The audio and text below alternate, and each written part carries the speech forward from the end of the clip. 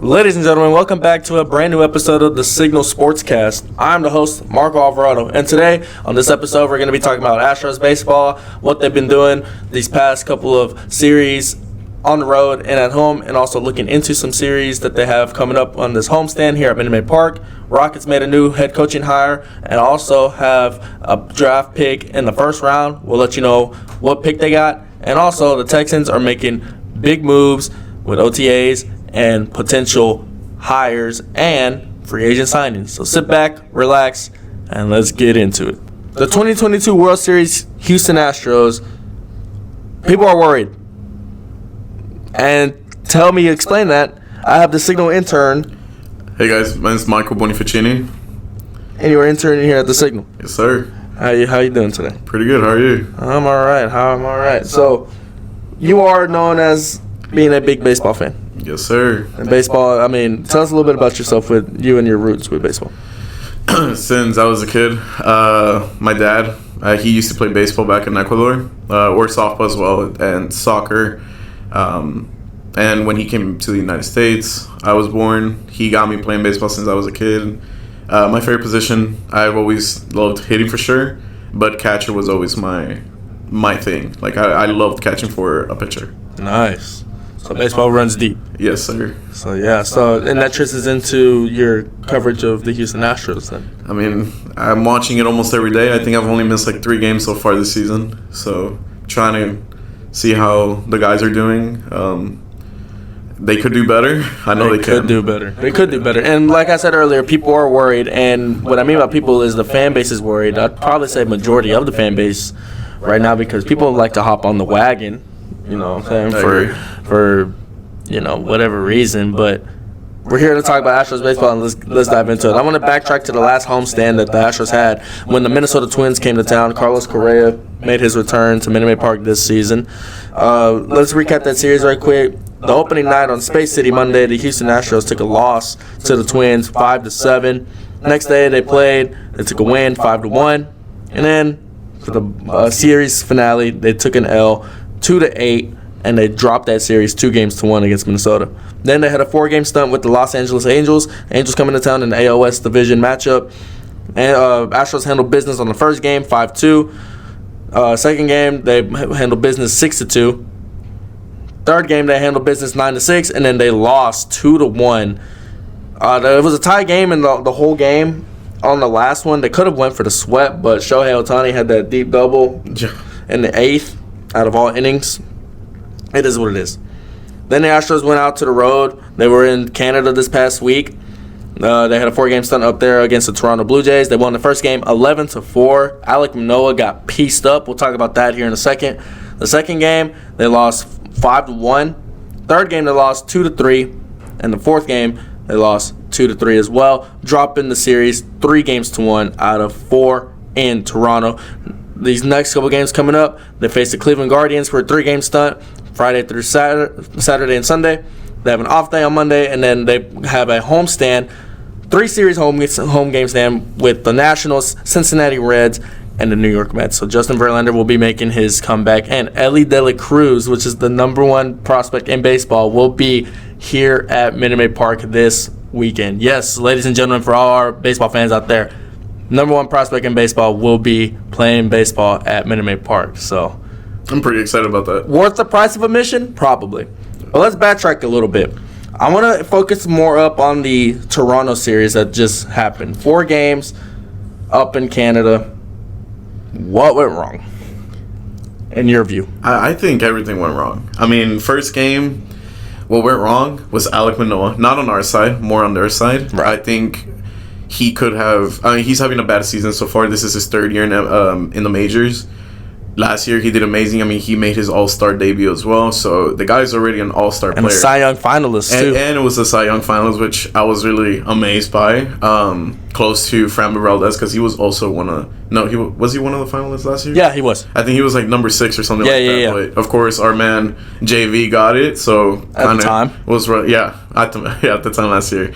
But we took the dub just because of what Alek Manoah did in that 1/3 of an inning he did at the start of the game, just 10-1, I think it was. And the crazy thing is the Astros exploded for 11 scored runs. Yeah. And then through the span of 3 games, they only scored 5 runs.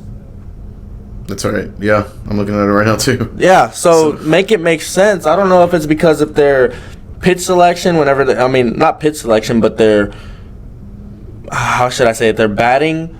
Their batters their pitch. Yeah, their pitch selection on when to swing. Like, I don't know if they're not seeing the ball right or if their pitchers are just better. But another thing is, these were very winnable games for the Astros. I think errors just got the best of them in a way. Yeah, I know. One thing, like you said, like if it was the pitching or the batting is just bad. I think, in my opinion, it's the batting. I've noticed it a lot. I noticed it last year with Jose Altuve, where he just started swinging at everything. Yeah, because he's really aggressive on first swings whenever he's leading off. And then Pena started leading off at the start of the season, and I noticed that he started swinging. So the same issue that Altuve was doing last season, Pena started doing it. Same thing with Corey Jokes. Dude, he's amazing. I mean, he's a local guy as well for us. Rookie as well. He started off amazing at the season, but all of a sudden he just like started getting a little bit cocky and started swinging at everything as well. So I think our issue is swinging, because even Alvarez is our top hitter for the Astros. And speaking of Alvarez, he exited the game yesterday with right oblique discomfort. Yeah, same issue with Jose Altuve, where he just got back yesterday from the same type of injury. Yeah, so hopefully it's not that too serious, but. Another thing, I want to get your opinion on Lance McCullers. When do you think that man is going to come, make an impact on this team this season? Listen, I wasn't ready for this one, because I'll tell you now, Lance McCullers Jr. is actually my favorite pitcher for the Astros. Okay. After what happened during the World Series, where he gave him the win for the Phillies, I started noticing that this guy needs more time to practice. For him to come back, I mean, I saw the news. They're actually going to be doing an MRI. That's what Dana Brown, our general manager, said for the Astros. Right. They're going to be doing an MRI on the guy, and depending on the results, it will depend on his career for the rest of the season. Either they're going to tell him, like, you're going to be traded, or I think you're done for the remainder of your career. Like, I think he's just going to have to be forced to retire at a young age. It's well unfortunate. Another thing to point out is the Astros trailed the Rangers by 5 games in the American League West. This is a first since the past 162 game season. So from 2017, 18, 19, 20, 21, they have never trailed by 5 games in the standings. How concerned are you about the Rangers? It's still early on in the season. I keep saying that just because, like, I want my hopes up to actually happen for the Astros to take the West again. With Jacob deGrom gone for the rest of the season because of his Tommy John surgery, it could help us, but at the same time, they do have a lot of great hitters, and with our pitching staff, with what's going on, with Luis Garcia gone, who started becoming a really good pitcher this season. Urquidy is still on the IL, but supposedly he is coming back soon. I'm concerned that we're going to be giving them a lot of hits, and they're going to be taking over the West at one point. Or not at one point, they already are. But there's a chance that we could get back on number 1. Now, the thing about the Rangers is that the Rangers are winning without deGrom. So that's one thing to point out. Another thing is that they beefed up their bats. Yeah. Corey Seager's hitting good. Adolis Garcia is hitting good. What's the other cat that they have on their team that's just like somebody else? I forgot his name. But you know what I'm talking about. Yeah. Isn't he an outfielder? Yes. So, I know you're talking about. My point being is that the Rangers are doing something good. It's just now, the only difference is they're healthy. Yeah. They're healthy. They're staying healthy. Their offense is staying healthy. And even if they go on the IL, they're only going temporarily. Exactly. They're only, like, Corey Seager. He was only there on temporarily. Last time he was out for a very long time. That's why the Rangers were also doing really bad. But now with their top hitters, like, being on the IL just for a little bit and then coming back all of a sudden, like, it's just, like, it's something to be scared of, because just like how we're I'm saying hopefully, or not to happen, but Alvarez being on the IL for just a few days, like it's going to be concerning for us because he is our top hitter, even though he's also doing the same thing where he's trying to swing at everything. But he's our power hitter. He's the reason why we have home runs. Because even with Tucker, like Tucker's not doing that well right now. There's no reason why. But his defense is showing up. Yeah, defense is good. I think the Astros defense is doing amazing. It's just like those balls when they get hit by the other team, they're coming out of nowhere because they know the position they have to be on when they're defending. Right. That's agreed. So after this homestand, they go for 3 games in Dodger Stadium in Los Angeles. Then they have a 3-game stunt with the St. Louis Cardinals. And then they have a 4-game series against the Dallas Rangers. Yeah, I said it, the Dallas Rangers, because they're not the only team in Texas. Yeah. So, again, Michael, I appreciate you coming on. Is there anything else you want to say about Astros baseball before we move on? Go Stros. Alrighty. Now on to the Houston Rockets. The Houston Rockets are picking number 4 in the 2023 NBA draft. They also made an offseason move by hiring a new head coach. Yes, you heard it first. New head coach, Ime Udoka. Udoka was the coach for the Boston Celtics that he took that team to the NBA Finals last season against the Golden State Warriors. Unfortunately, the Warriors came up on top, but Ime Udoka is bringing a new culture and is setting new boundaries for the Rockets. Now, in my opinion, Steven Silas did all he could. I understand what he had to work with was not very good, but he was way too buddy-buddy with the team. With a young team with the Rockets, you got to set standards and you got to set boundaries. And with Ime Udoka as the new head coach, it's either going to be his way or you're sitting down. So keep in mind that free agency is soon to start up as well within the NBA. Lots of rumors are circulating around the Rockets with James Harden being brought back into the picture, potentially Jaylen Brown from the Boston Celtics being brought in because of his ties with Ime Udoka, as well as new assistant coaching, this new coaching staff. The Rockets are going to have an interesting offseason. Just know that. And again, keep it locked in because after the NBA Finals, we're really going to be turned up on that coverage. On to our Houston Texans coverage of the podcast. I'd like to bring in the Signal intern, Darius Childs. Man, how we doing? Man, glad to be back for another podcast, you feel me? Like, we've been having this thing going on, you feel me? Oh, yeah, so we took the podcasting class together back this past semester. Yes, sir. We teed up on mine, we teed up on yours, but here we are on the Signal, handling business how we want to handle doing business. The same thing, man. Exactly. Just continuing like where we left off. Now tell the viewers or the listeners about yourself and your ties with football. All right, so Darius Childs, I'm a senior here at UHCL, communications major, and pretty much I'm an aspiring, podcaster / writer that's wanting to go into the NFL, just covering players, teams, injury updates, any kind of headlines. And so far, like, this podcasting thing, it's been working out. This writing thing, it's been working out. You know what I'm saying? Of course. We've been live. So pretty much like that's just where I'm going. So I'm you're going big in into that football. NFL. So you got football roots, basically. Yes, sir. I even played it. You know what I'm saying? Oh, yeah. So and I played Madden religiously, like every year. You know what I'm saying? There you go. So let's talk about the Houston Texans. Yes, sir. You said you had this one outline you told me before we hit the record button. What was that?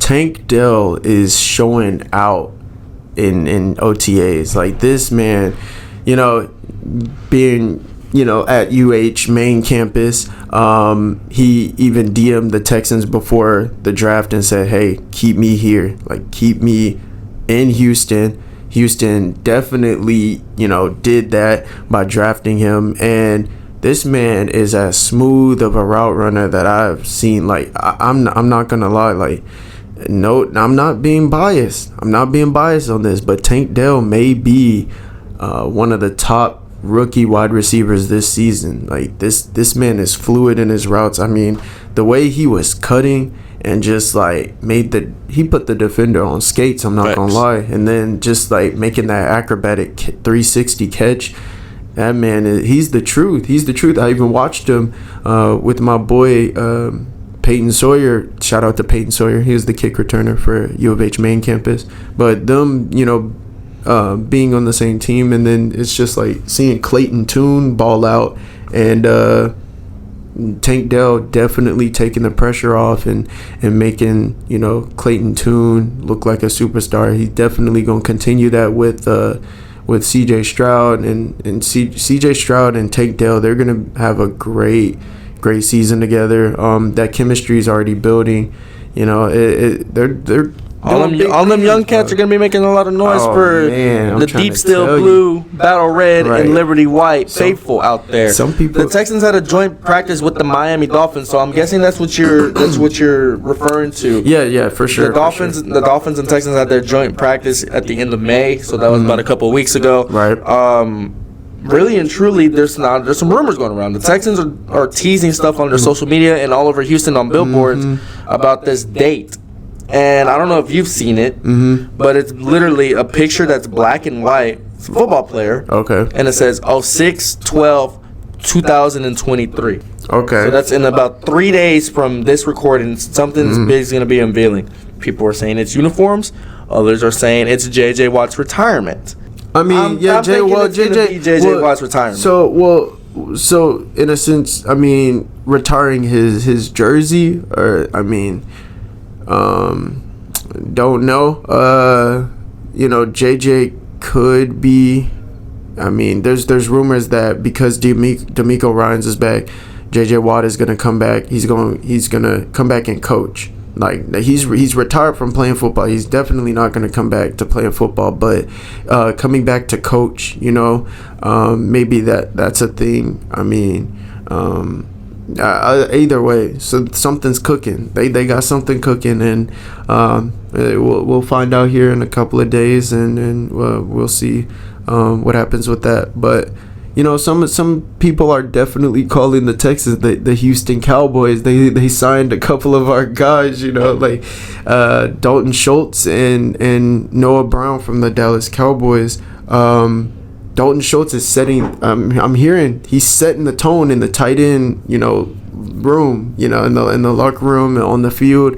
Dalton Schultz is definitely taking over. It seems that he's gonna be the starter for the Texans, and definitely, I mean, you see what he did with the Dallas Cowboys, and he was one of the top, fantasy scorers. So the Texans they're adding all of these pieces, pieces. And the good thing is about the Texans in the AFC South. AFC South is a very weak division. Yeah, it is. I mean, it's no doubt. I mean, people are saying, they're definitely going to take a couple of seasons to develop into that contending team, but most definitely, I feel as though like the Texans are going to be moving in the right direction, and are definitely going to do something great. I feel D'Amico Ryans he's making these moves, getting all these stars. Like, Texans, look for the Texans here in a couple of seasons to definitely be a contending team for sure. Yeah, D'Amico Ryans told all the youngsters he wants to win, and they're going to make sure to do everything in their power to win. I'm excited to see the Texans play this season under the new coaching regime of D'Amico Ryans and the new coaching staff that he's brought along with them from San Francisco. Yeah, and hey, another big thing, now that D-Hop is a free agent cut from the Arizona Cardinals, he may come back. Hey, imagine D-Hop coming back and putting on, showing these rookies how they, how to really, ball out, and then just having that piece with Tank Dell, like, oh man, CJ Stroud, like Dameon Pierce, like this offense, you may be looking at a top 5 offense here in a bit. And breaking news to shy away from the Houston Texans, from the Houston Astros, Yordan Alvarez is on the 10-day IL with right oblique discomfort. So Yordan Alvarez is on the 10-day IL. That is just breaking news from the Houston Astros official people. Yordan Alvarez 10-day IL with right oblique discomfort. That's very tough. Back to Houston Texans talk. D'Amico Ryans, New coaching staff. Moving in the right direction. Of course. Anything else you want to say about Texans football before we end this game? I will tell you that you last season and the seasons before, you definitely saw empty seats in that stadium. This stadium is going to be filled. I kid you not. This might be the most ticket sales out of any Houston Texans season. I mean, just with the draft, their off season, signing all these top like big name free agents, like the Texans definitely are gonna be eyeing that Lombardi. So you know what I'm saying? Like hopefully D'Amico can help bring that here. Definitely for the first time in franchise history, you know, since they've been established. But I'm excited. I'm definitely excited to see what they do. Yeah, and that's I think that's everybody that's a Texans fan. Everyone's pretty excited. This is the Signal Sportscast. This has been the episode. Pretty good episode. You can find Darius and Michael and myself back on these episodes here on our YouTube channel. Stay locked in with us. Tap in with us on social media at UACO The Signal. We like to hear feedback from everybody regarding to the Signal. Yes, Other sir. than that, I'm Marco Alvarado, the host. I'm Darius Childs. And this has been the Signal Sportscast.